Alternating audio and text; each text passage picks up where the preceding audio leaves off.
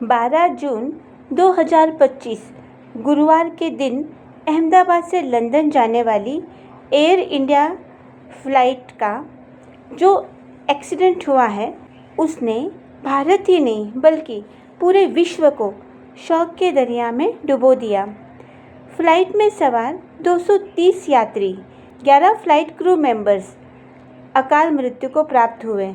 साथ ही ये विमान जिस हॉस्पिटल और हॉस्पिटल से लगे हुए हॉस्टल पर गिरा, उन सभी जगहों पर कुछ डॉक्टर्स, कुछ पेशेंट्स के साथ में आए हुए परिवारजन भी अकाल मृत्यु को प्राप्त हुए हैं। इस जीवन का अंतिम सत्य मौत है, मृत्यु है। इस संसार में जिसने जन्म लिया है उसे एक न एक दिन मृत्यु को प्राप्त होना ही है।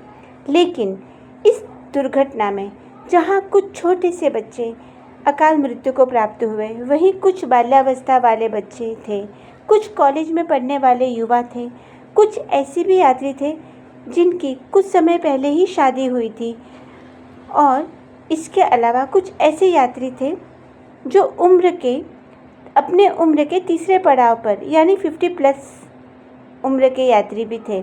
सबसे इम्पोर्टेंट बात तो यह है कि इस दुर्घटना में दुर्घटनाग्रस्त विमान का संचालन भारत के सबसे अच्छे पायलट थे, जिन्हें विमान उड़ाने का अच्छा खासा अनुभव भी था। लेकिन इस अनहोनी को न तो रोका जा सका, न ही टाला जा सका, और कुछ ही सेकंड्स में अनेकों परिवारों की जिंदगियां खत्म हो गई, तहस नहस हो गई।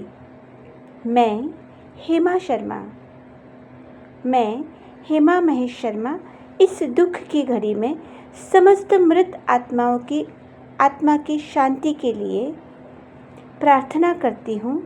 साथ ही अपने परिजनों को, इस दुर्घटना में खोने वाले परिवारों को इस दुख को सहन करने की शक्ति परमपिता परमेश्वर प्रदान करें, ऐसी मैं प्रार्थना करती हूँ।